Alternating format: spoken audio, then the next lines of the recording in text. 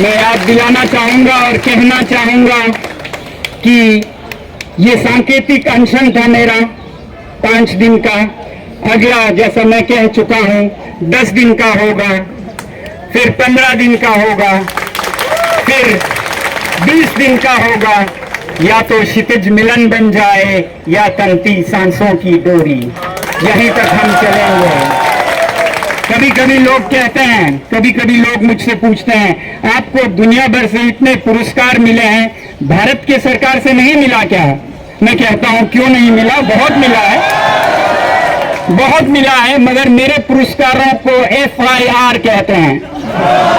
जिन बुद्धिजीवियों ने, जिन दानिशमंदों ने हमारे संविधान में शेड्यूल 244 रखा था, उन्होंने सोच के रखा था और बहुत ही सुलझा हुआ एक कदम था कि भारत में विविधता में एकता जो है, यहाँ के जो मुख्य धारा से अलग जाति जनजाति हैं, उनके बीच में, उनके विविधता के बीच में जो एकता है वो केवल एक बाध्यता नहीं होगी, सहने की बात नहीं होगी, बल्कि उसको प्रोत्साहित किया जाएगा। India is the only country where diversity is not just tolerated, it is protected, it is promoted।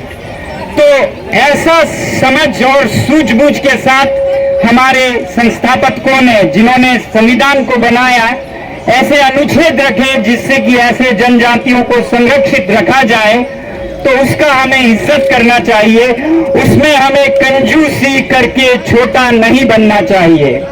और वैसे भी ऐसे संवेदनशील जनजातियों को आप हरियाणा या लखनऊ से तुलना नहीं कर सकते हैं। ये पहाड़ों में आप कहिए ये देवताओं की भूमि है, ये पहाड़, ये ग्लेशियर, यही वो जगह है जहां पर कैलाश मानसरोवर है, जहां शिव जी का वास है।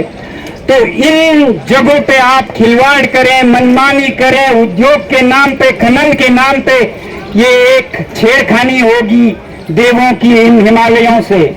तो आपने देखा होगा किसी भी गांव में ऐसे जगह होते हैं जो इन खिलवाड़ों से वंचित रखे जाते हैं। ये हमारे चश्मे का स्रोत है, ये हमारा मंदिर है, जहां भी आप चाहें कुछ कीजिए, मगर यहां ना कीजिएगा।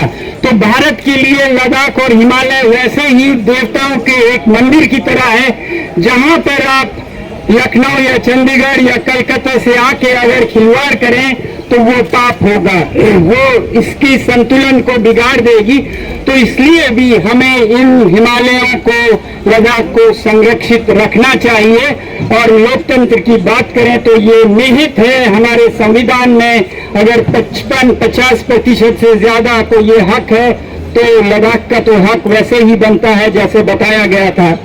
तो ये मैं आप लोगों को याद दिलाना चाहता था कि भारत के जनजातियों को एक कमी, कमजोरी या छुपाने की बात न समझें, इसे गर्व से दुनिया को दिखाने की बात समझें, इनसे सीखने की जरूरत है।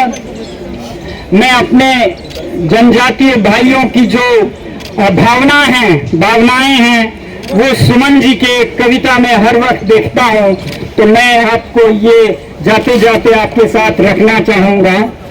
हम पंछी उन्मुक्त गगन के पिंजर बद ना गा पाएंगे, हम हैं परिंदे free birds of the free skies, हम आपके पिंजरों में बंद नहीं रह पाएंगे।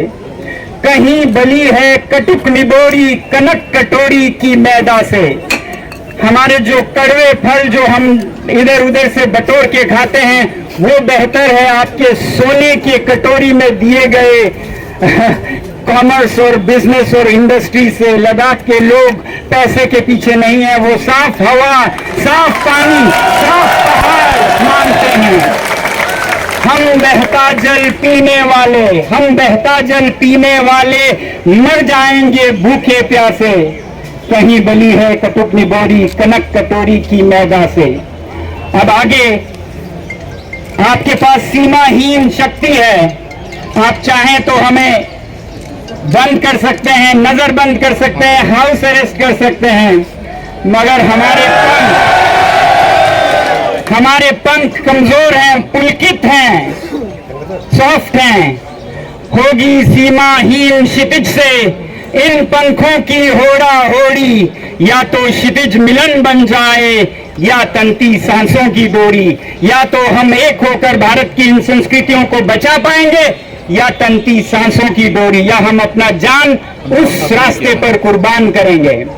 तो ये मैं याद दिलाना चाहूंगा और कहना चाहूंगा कि ये सांकेतिक अनशन था मेरा 5 दिन का। अगला जैसा मैं कह चुका हूं 10 दिन का होगा, फिर 15 दिन का होगा, फिर 20 दिन का होगा। या तो क्षितिज मिलन बन जाए या तंती सांसों की डोरी, यहीं तक हम चलेंगे। कभी कभी लोग कहते हैं, कभी कभी लोग मुझसे पूछते हैं, आपको दुनिया भर से इतने पुरस्कार मिले हैं, भारत की सरकार से नहीं मिला क्या?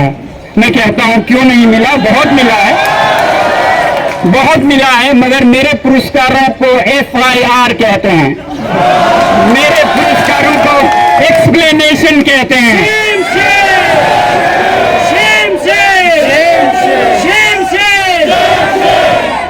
हम ये पुरस्कार लेते रहेंगे और सबसे बड़ा हमारा पुरस्कार होगा लद्दाख की जो 4 मांगे हैं उनका पूरा होना। और धन्यवाद। और उन पुरस्कारों को चाहूंगा जीते जी पा सकूं, नहीं तो मरणोपरांत तो आप देंगे ही, ऐसा हमारी उम्मीद है। धन्यवाद।